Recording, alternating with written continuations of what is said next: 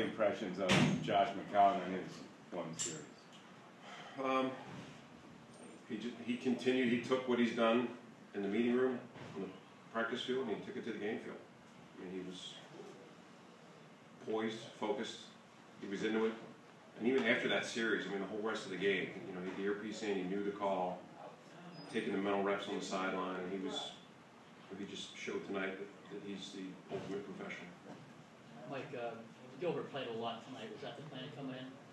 Yeah, especially with us holding Joe and not wanting to give Tremont a ton of work, and then not having, you know, with Pierre being down. We knew Justin was.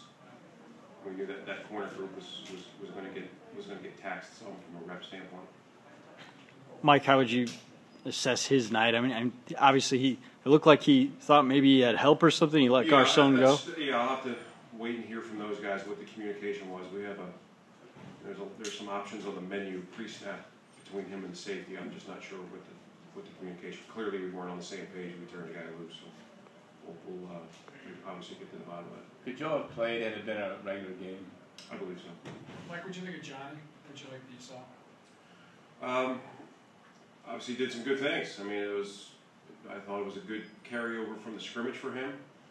That there was one play where our headsets were down. I think it was a third down early in the drive. Might have been the first third down of the drive, and Flip's communicator cut out. So he very calmly, you know, called a play that he knew that we had in for third down, and, you know, threw a ball for a first down. So that was, you know, credit to him that, you know, just had the wherewithal to understand, hey, play clock's running, I'm not getting it, I got to call something here. And he went out and executed it. So, you know, for the most part, you're just looking at it. Did some good things. The scramble for a touchdown was a nice run.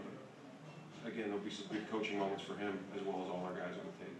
The numbers weren't good on run defense. It had, I think, it's like 4.9 yards in that first quarter and 5.5 in the first half.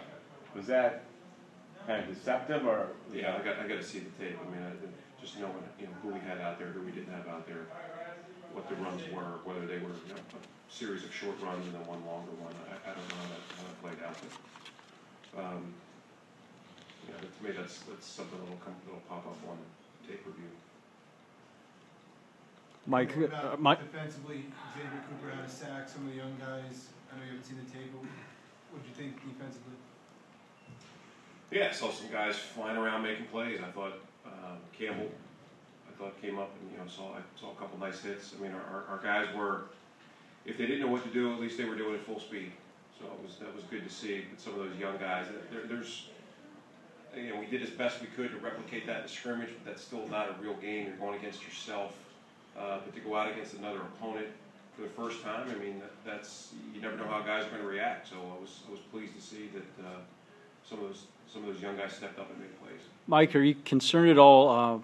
Crowell and West haven't gotten it going a little bit more. No, not.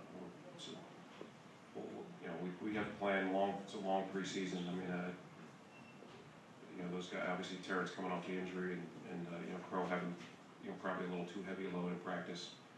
I'm not going to hit the panic button after the first preseason game about a run game. We'll be fine. Hey, Mike, Ray Rice's name has come up in a couple of reports over the last couple of days. How serious is that? No, I think it's just premature to talk about that. We're comfortable with where our room is. We just want to get those guys back and see what we have. I know that a lot of people have connected the dots, you know, given his circumstances and ours, but it's too early to talk about it. Like, not just on the touchdown, but it looked like Johnny was forced out of the pocket several times. Did you think it was more a function of lack of protection than him looking to get outside? Yeah, that's one of the first things, and I can hear the guys on the headset talking about it, whether it's Kevin or Flip. When a quarterback gets out of the pocket, was that warranted? Did he need to get out? Like, even on the touchdown that Josh threw, you know, he had a guy that came underneath and was kind of at his feet and was forced out. But that's what you don't want when a guy gets out of the pocket. He starts to run when he doesn't have to. And that's a big thing that we stress to our guys. But you know, just from the few that I saw where Johnny had to move, I thought he did a good job, and the main reason was because his eyes were downfield. Anything else?